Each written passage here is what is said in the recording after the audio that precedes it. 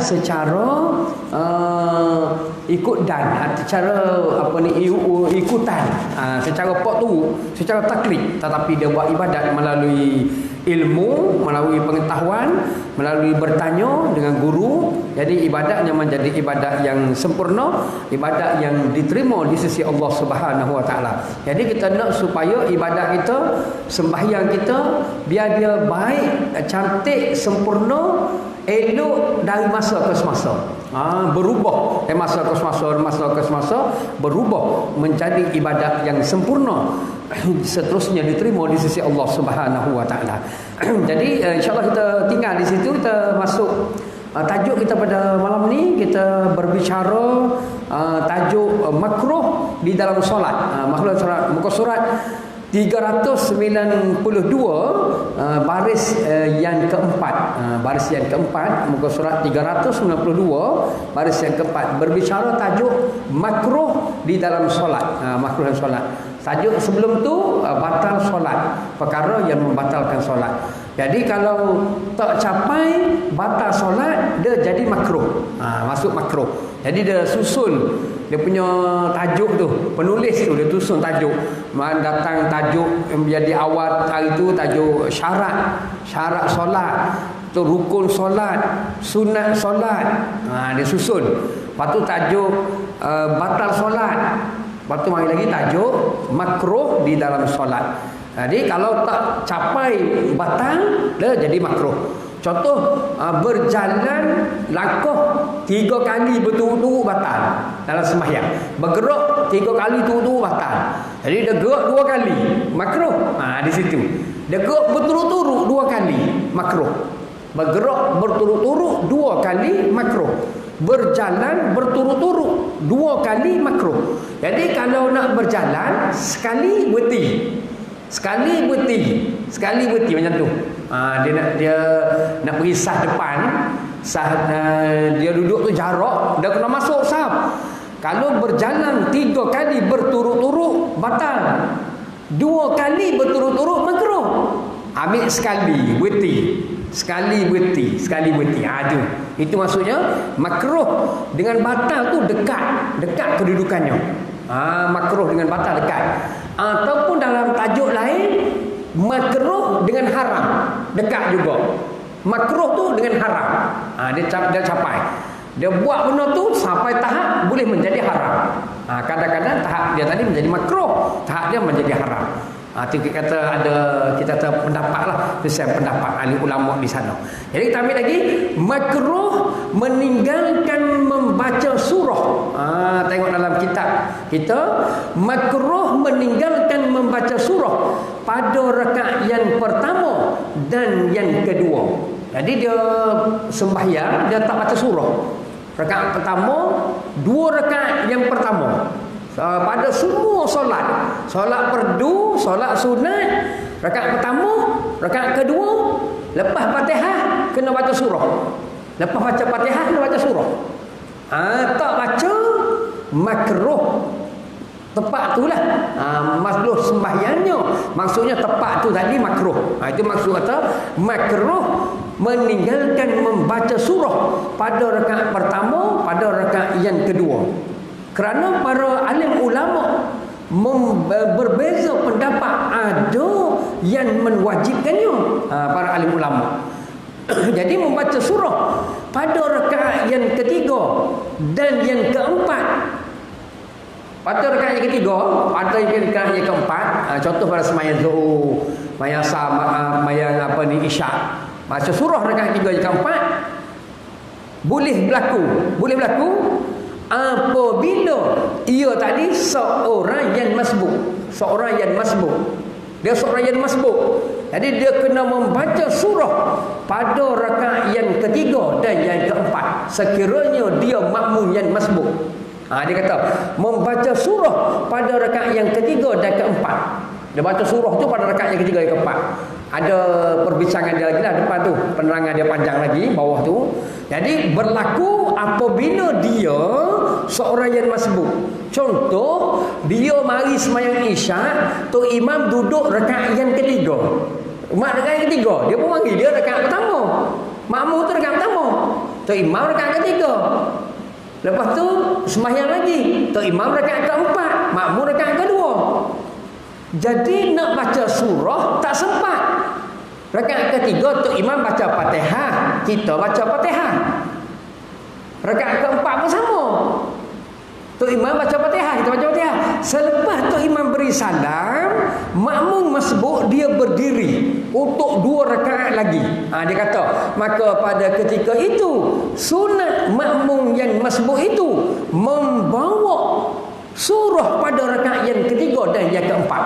Rakaat 3 keempat tu. Kerana ia tidak membaca pada rakaat yang pertama dan yang kedua di atas musyaqqah tadi. Atas sebab dia tu masbuk, di atas sebab dia tu mari lewat. Kalau dia baca surah pun tak sempat. Dia baru rakaat pertama, Tok Imam rakaat ketiga. Jadi rakaat ketiga baca Fatihah saja. Kita rakaat pertama kena Fatihah dan surah. Maka oleh yang demikian kena bawa surah itu pada rakaat yang berikutnya. Itu dia ada kebenaran dan ada kelonggaran untuk ia membaca surah pada rakaat yang berikutnya, kerana ia tidak membaca surah pada rakaat pertama dan kedua. Kenapa tak baca? Kerana dia makmum yang masbuk. Makmum yang masbuk tadi tak dapat membaca ia. Begitu juga dengan surah pilihan, surah yang dibaca oleh Nabi. Nabi baca surah ni. Contoh sembahyang Jumaat, Nabi baca rakaat pertama surah Al-Jumaat, rakaat yang kedua surah Al-Munafiqun Nabi baca, ataupun Nabi baca rakaat pertama Sabbihi, rakaat yang kedua Hal ataka hadisul ghasiyah. Pada sembahyang sunat hari raya, sunat hari raya, rakaat pertama lepas Fatihah kena baca Sabbihi, Nabi baca sunat hari raya. Rakaat yang kedua selepas Fatihah Nabi baca Hal ataka hadisul ghasiyah. Kalau sembahyang subuh pagi Jumaat, Nabi baca rakaat pertama ayat sajadah. Rakaat yang kedua Hal ata alal insan. Tapi terlupa Tok Imam terlupa. Kalaulah dia ingat di rakaat yang kedua, maka hendaklah dihimpun 2 surah pada rakaat yang kedua. Dia teringat, contoh ayat sajadah, dia terlupa rakaat pertama. Rakaat yang kedua hendaklah dihimpun 2 surah. Baca ayat sajadah, sudah tu pula baca ayat Hal ata alal insan. Panjang. Tertinggal surah tadi. Kalau yang tadi pun sama. Rakaat pertama sembahyang Jumaat, sembahyang hari raya tak baca Sabbihi. Masuk rakaat yang kedua bawa Sabbihi, Hal ataka hadisul ghasiyah. Bawa 2 surah. Kerana tertinggal surah yang sunnah Nabi SAW. Itu sunnah. Dan di antara juga Nabi membaca surah pada sembahyang subuh. Nabi membaca surah Al-Hujurat 18 ayat. Al-Hujurat 18 ayat. Sembahyang subuh Nabi baca pada rakaat yang pertama Al-Hujurat, surah tu. Surah Al-Hujurat tu maksudnya bilik. Aku duduk kenal bilik. Berada di tirai di sebelah bilik. Berada di sana isteri Nabi yang berada dalam bilik keluarga Nabi. Jadi Al-Hujurat. Al-Hujurat maksudnya bilik-bilik. Jadi surah tu Nabi bawa pada sembahyang subuh. Dan seumpama surah Al-Hujurat inilah perlu dibawa pada sembahyang subuh, iaitu 18 ayat.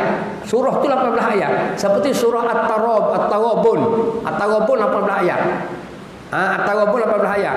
Al-Hujurat 18 ayat. Muzammil 20 ayat. Itu antara sembahyang subuh bawa surah yang panjang. Sembahyang subuh ni nama dia sembahyang yang panjang. Nama dia Mufassal Tawil. Surah sembahyang subuh ni rakaatnya pendek, surahnya panjang. Rakaat dia pendek 2 rakaat, tapi surah dia panjang. Nama dia sembahyang yang panjang. Sembahyang Isyak, sembahyang Zuhur, sembahyang Asar, sembahyang yang sederhana. Awsat, Mufassal Awsat, sembahyang yang sederhana. Surahnya berada di antara surah yang sederhana, seperti membaca surah Wasamsi wa duhaha. Wasamsi wa duhaha, rakaat pertama. Terus rakaat yang kedua baca wadduha. Rakaat pertama baca walaili iza, yang kedua baca wadduha. Dan seumpama surah tu pada sembahyang isyak, pada sembahyang zuhur, sembahyang asar, panjang surah tu lebih kurang wasyamsi wa duhaha. Yang perlu kita bawa sembahyang maghrib, nama dia sembahyang mufassal qasrun, sembahyang pendek. Rakaatnya pendek, 3 rakaat, dan surahnya surah yang pendek. Nabi membawa surah pada sembahyang maghrib, qul ya al-kafirun qul huwallahu ahad. Qul ya al-kafirun qul huwallahu ahad. Jadi sekitar surah itu adalah dibawa pada sembahyang maghrib. Maghrib ni nama dia sembahyang yang pendek. Waktunya singkat. Maghrib tu waktunya singkat, kejap je, pendek waktu dia. Sembahyang maghrib ni, kalau orang zaman dulu dia mari sembahyang maghrib, dia wirid sembahyang maghrib tu.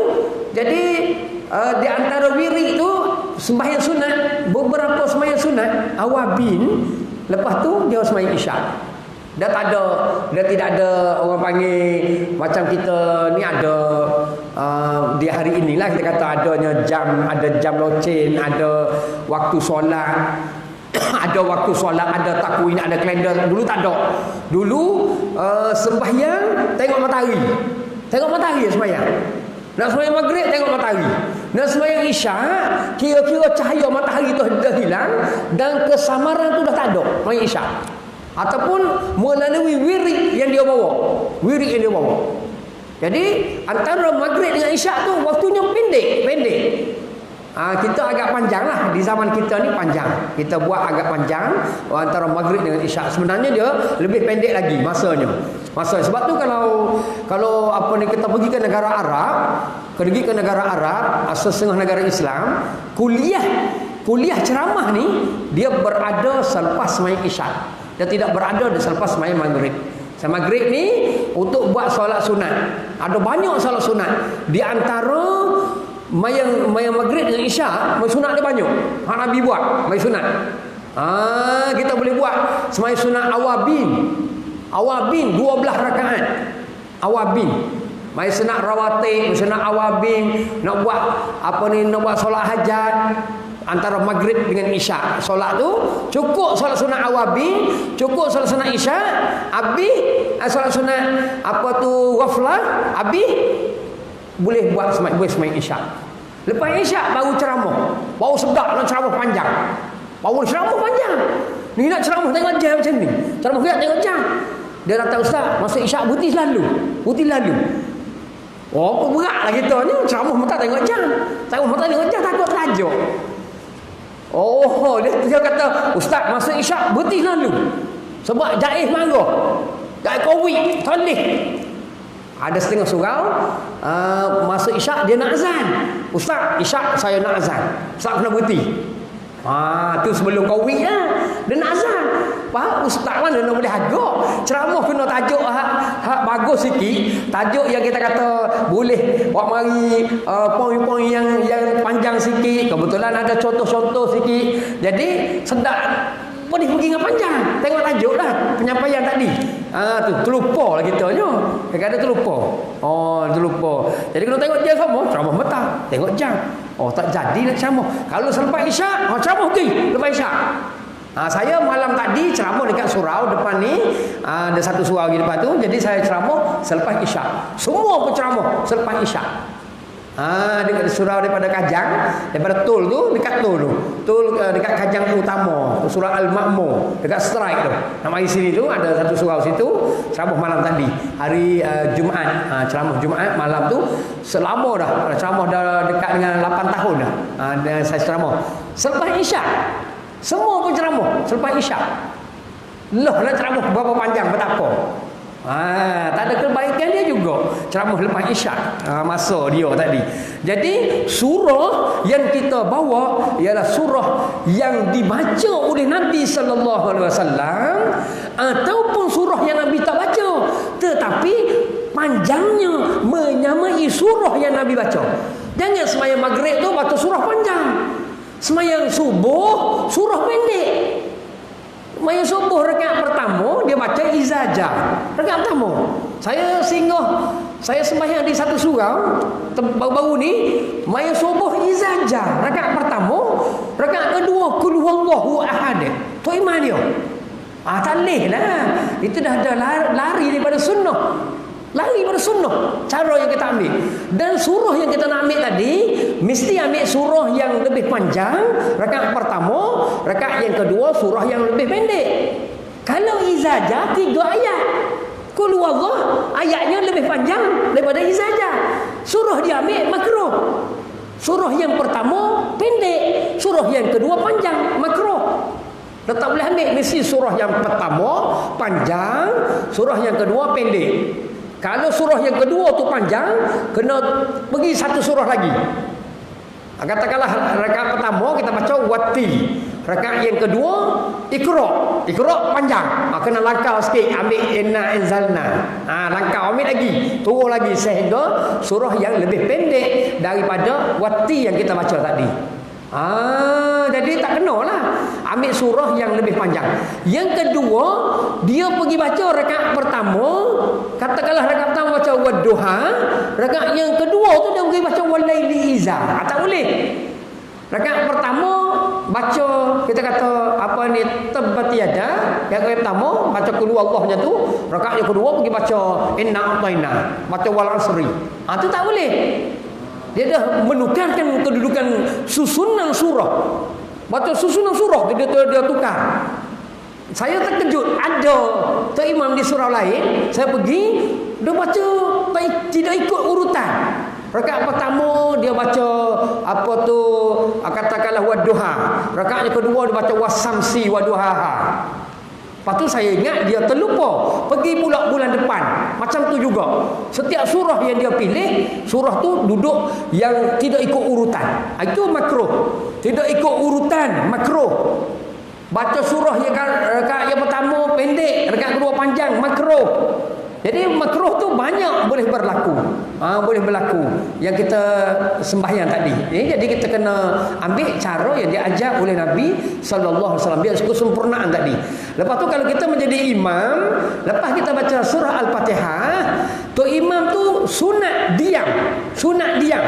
Habis saja waladdallin. Diam. Amin. Diam pula dia ada 6 kali diam. Ada 6. Diam tak ada 6. Lepas amin, tok imam kena duduk diam. Duduk diam, yang diam tu yang lama lah. Diam tadi yang lama. Duduk diam lah. Dia diam. Ketika dia diam tu, makmum baca surah Al-Fatihah.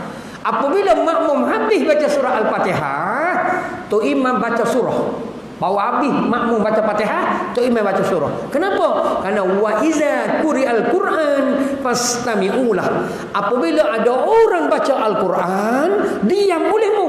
Bila imam membaca Al-Quran, diam bolehmu. Nak diam macam mana? Tok imam baca surah, kita nak baca Fatihah. Macam mana kita nak diam? Fatihah wajib. Di situ memberi peluang kepada makmum membaca Fatihah biar habis, barulah tok imam baca surah. Tok imam baca surah. Bila tok imam baca surah, makmum pun tak baca dah Fatihah, dah habis dah. Boleh dengar surah tok imam dengan baik. Boleh dengar dengan baik. Kalaulah makmum itu sedang membaca wajah tu, dan tok imam mula membaca surah Al-Fatihah, maka kena berhentikan wajah tu. Berhentikan bacaan wajah tu. Kerana mendengar bacaan tok imam adalah wajib. Fatihah rukun, wajib dengar.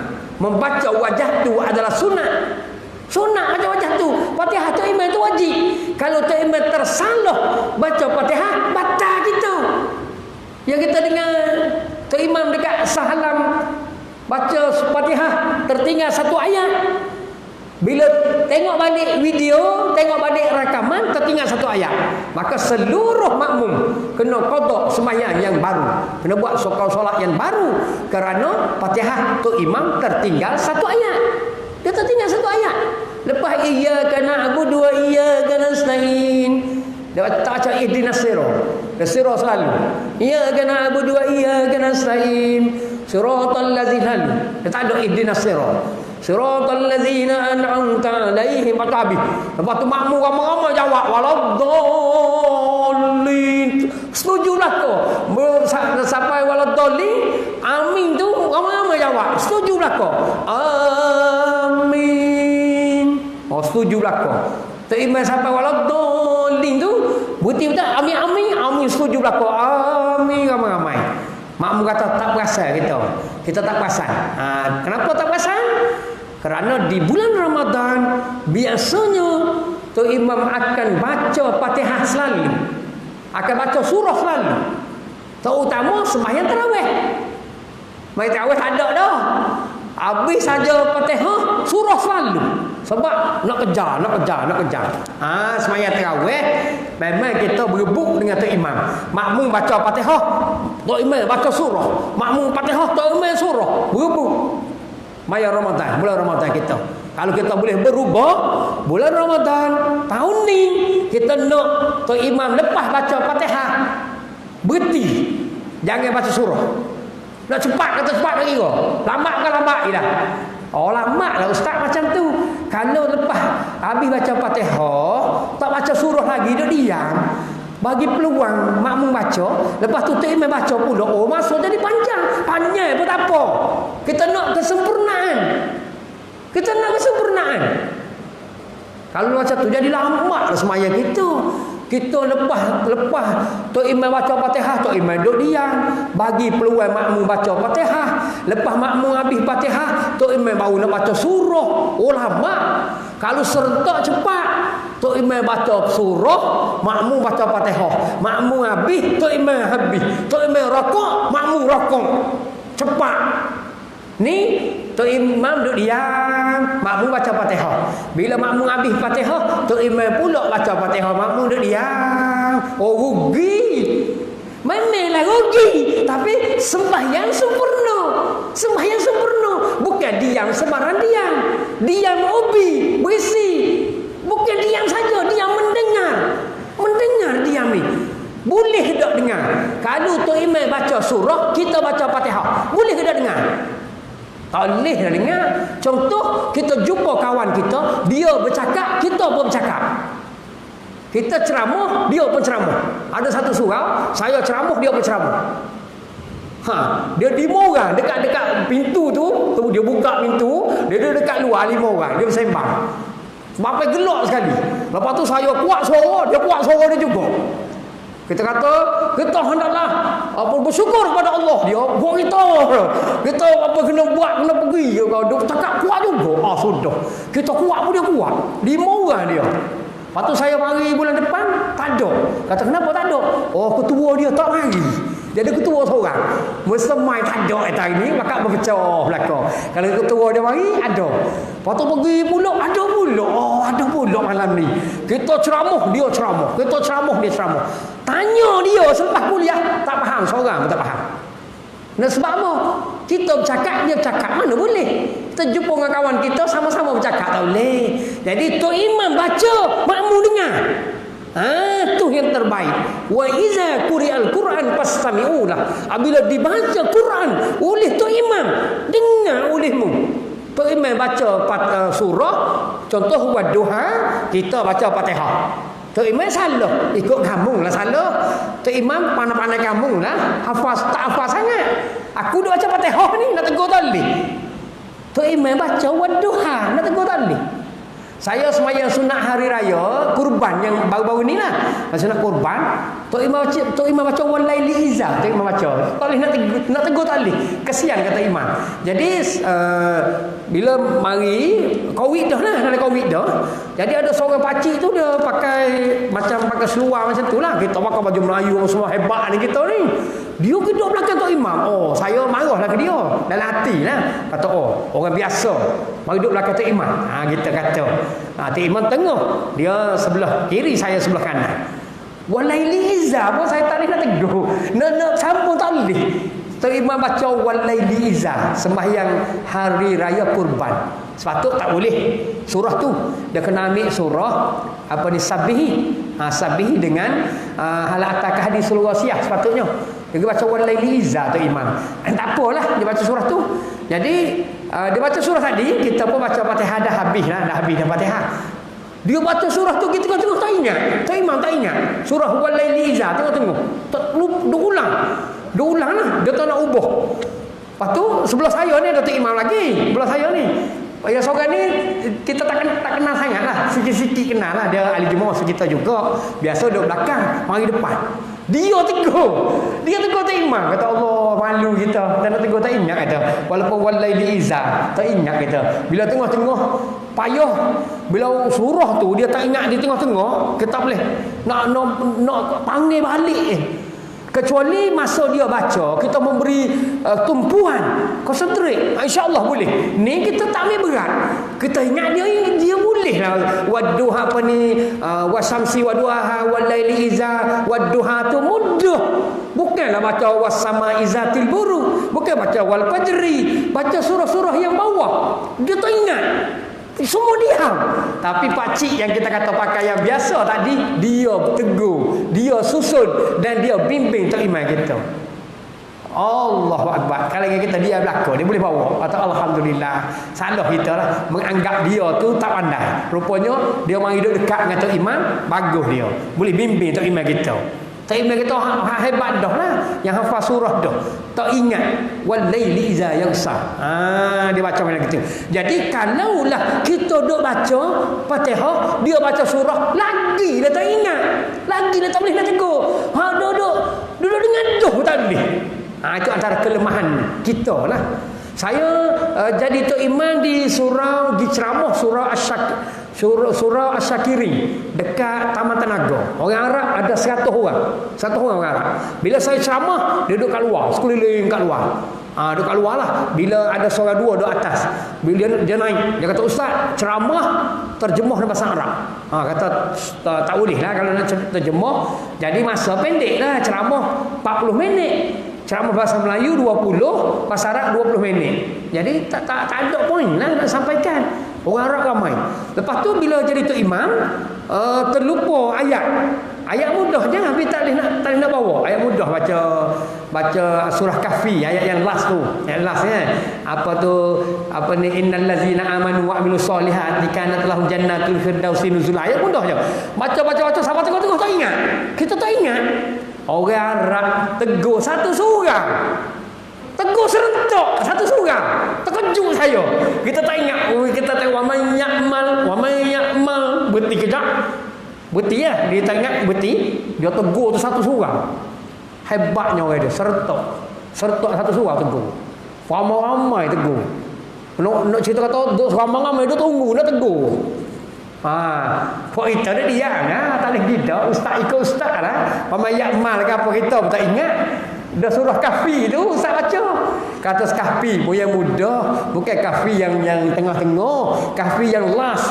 Kahfi yang last tu orang baca belakang surah tu. Innal ladzina amanu wa amilus solihati kanat lahum jannatul firdausi nuzula khalidina fiha la yabuna anhahi wala. Itu biasa semua orang hafal surah tu. Jadi dia tegur ramai-ramai. Tu hafalnya mereka. Kehebatan orang Arab berbanding dengan kita.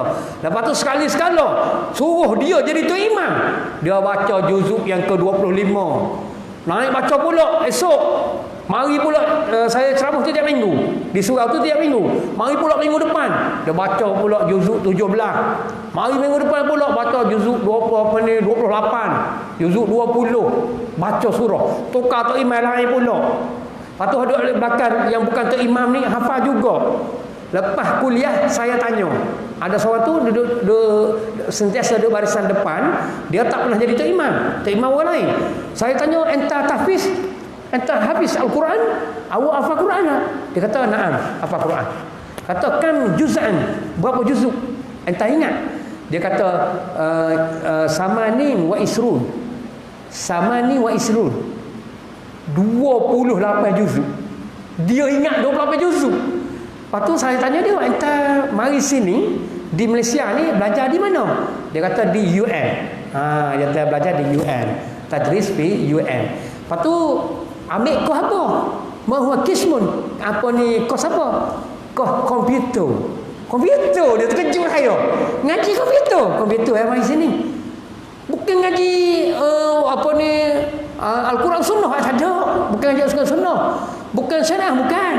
Lepas tu awak ni ustaz. Tak, saya bukan ustaz, saya biasa. Saya masyarakat biasa. Saya bukan aliran agama, saya aliran biasa. Tetapi dekat negara saya, di mana negara? Saya Yaman, min Yaman. Di negara saya hafal Quran perkara biasa. Orang kampung saya boleh kata semua hafal Quran. Sebab bila kita mari sembahyang, lepas sembahyang Isyak, kita akan buat bulatan, tersuruh baca setiap orang kena hafal juzuk 1 surah Al-Baqarah, satu helai. Setiap orang baca satu helai, hafal, semua ingat. Mari pula minggu depan juzuk helai yang kedua. Hafal, dah cukup setahun, dah ingat dah surah Al-Baqarah. Hafal ramai-ramai. Lepas tu hafal pula.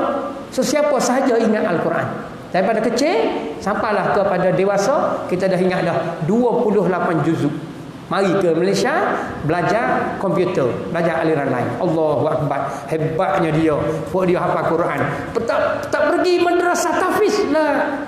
Tak pergi ke sekolah tahfiz pun. Hafal di mana? Hafal di surau tempatan. Masing-masing surau demo apa surau dia. Surau kita apa surau kita. Hafal macam mana? Buat bulatan selepas sembahyang Isyak.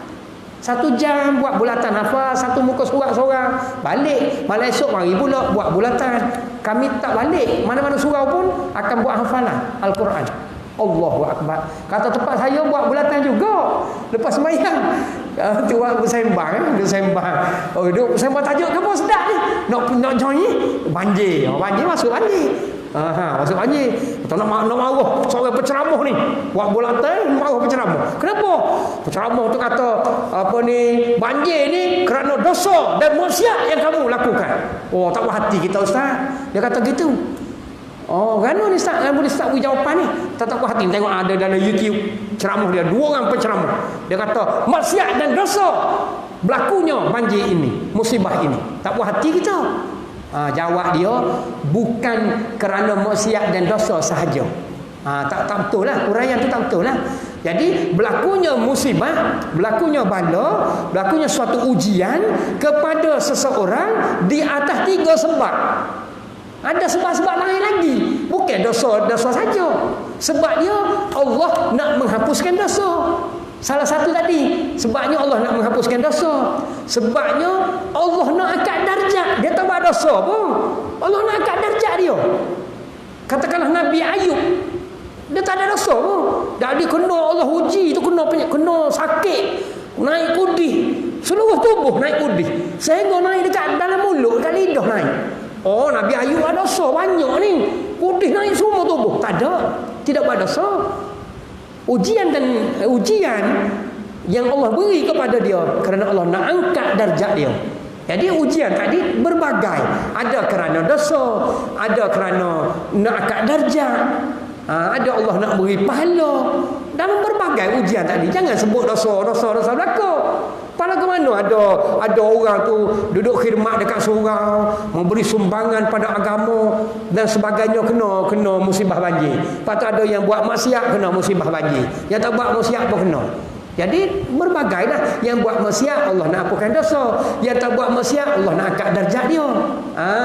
Gitu. Huraian tu biar agak luas huraian tadi. Jangan kata dosa belaka, kecil hati jugalah. Kalau kita berada di sana kecil hati, kata dia main dosa, kecil hati lah kita. Kerana maksiat dan dosa dibuat oleh kita. Tu kecil hati jugalah kita. Jadi kerana Allah nak angkat darjat, letak di situ. Ada sikit kita kata tolak ansur sikit, Allah nak angkat darjat. Ada kita kata beri jugalah semangat untuk orang yang kena musibah banjir. Jadi itu di antaranya. Kita tengok bawah tu, dan makruh yang tengah-tengah tu, dan makruh bersandar di dalam solat. Habis tadi tu surah tu panjang sebenarnya, surah tu panjang huraian dia. Tajuk yang lepas ada tajuk dah, tajuk surah tu. Dan makruh sembahyang bersandar di dinding atau tiang. Dia sandar dekat tiang, dekat dinding, tu makruh. Dia bersandar lah dekat sesuatu perkara. Sandar dinding, sandar tiang kan, atau makruh. Jikalau dibuang sandar itu, gugur ia, gugur jatuh dia, makruh juga. Okey, habis itu dah tengok lagi. Bos lagi dan makruh melanjutkan duduk istirahat. Duduk istirahat, dia duduk tempat yang tidak sepatutnya duduk lama, tempat tu dia pergi buat lama. Jadi makruh. Dia sujud buat lama. Makruh juga. Sujud lama, rokok lama, duduk antara dua sujud lama, berdiri qiyam lama. Itu makruh juga. Kita ada tegahan sembahyang berjemaah dengan lama. Tegahan dia, rokok lama, sujud lama, tak boleh.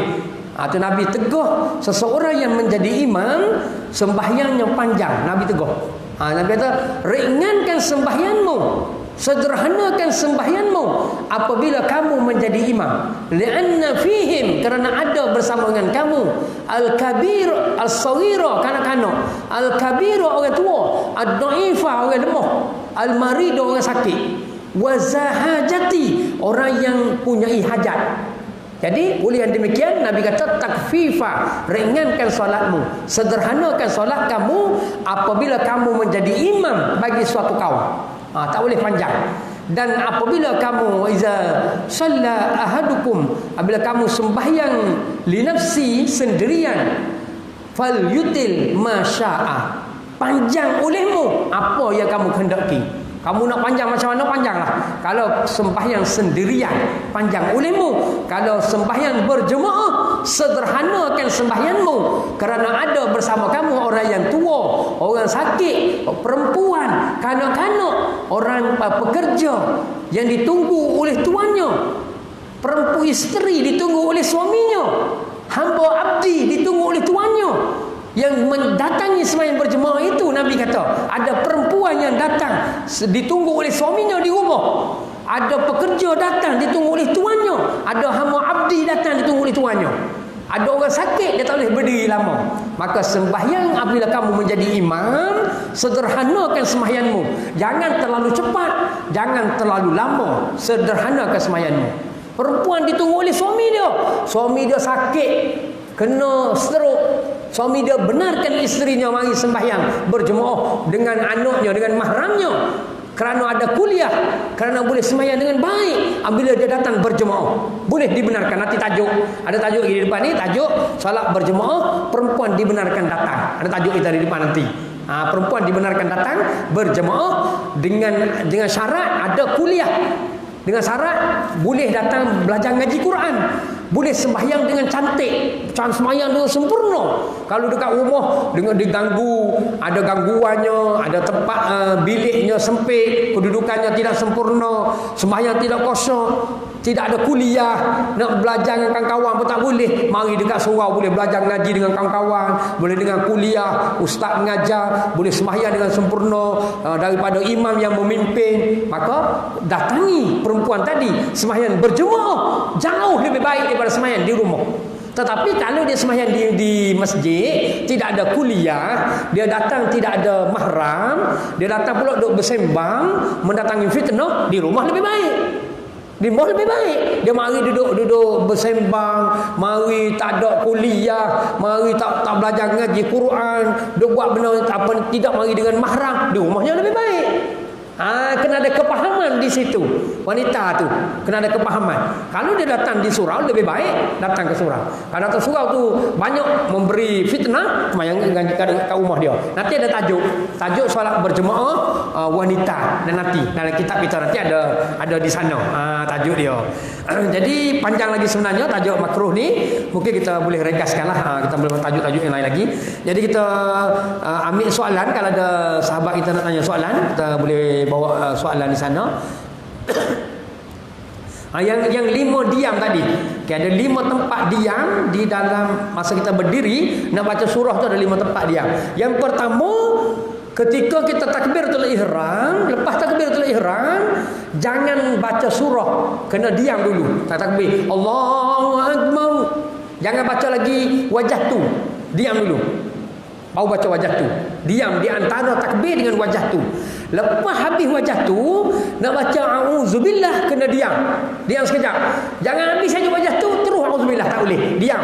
Jarak sedikit antara wajah tu dengan a'udzubillah. Dah ada 2. Selepas wajah a'udzubillah nak baca bismillah, kena diam. 3. Diam. Lepas habis Fatihah, waladdallin. Nak amin, amin, diam. Dah 4. Jangan terus amin, jangan terus waladdallin, amin, tak boleh. Waladdallin, amin. Diam di situ. Tu yang ke-4 ke 5 dah tengok. Yang ke-4 Yang ke-4. Lepas tu di antara amin dengan surah kena diam. Antara amin dengan surah kena diam. Itu yang ke-5. Dan yang ke-6, antara surah dengan rokok. Habis surah tak boleh rokok terus. Kalau kita jadi tu imam, terbaca surah dah habis, kena duduk diam. Tak boleh habis baca surahnya. Baca Iqra', surah yang ayat yang last tu, wasjud wa qatarib, Allahu akbar. Tak boleh. Tak boleh. Wasjud wa qatarib, Allahu akbar. Ada diam di situ. Ada 6 diam di dalam ketika berdiri, bermula daripada takbiratul ihram sehingga kepada rukuk, ada 6 tempat diam. Takbiratul ihram, Allahu akbar, wajhatu. Tak boleh Allahu akbar, wajhatu jallazi fatara samawati wal ardi wa tabi minal muslimin. Auzubillah, tak boleh. Minal muslimin. Auzubillahi minasyaitonir rajim. Bismillahirrahmanirrahim. Terus daripada bismillahirrahmanirrahim terus sampai waladdallin, berhenti, baru amin. Itu ada kaedah-kaedah dia jugalah untuk kita berhenti masanya ada 6 tempat ada di sana. Jadi kita rasa kebetulan cukuplah dengan masa dia, cukup dengan kuliah kita. InsyaAllah kita berhenti di situ terus, habis tu lah. Habis tu dan tak sambung lepas azan tak sambung. Jadi habis tu di situ hanya itu saja. Sekian dulu. Assalamualaikum warahmatullahi taala wabarakatuh.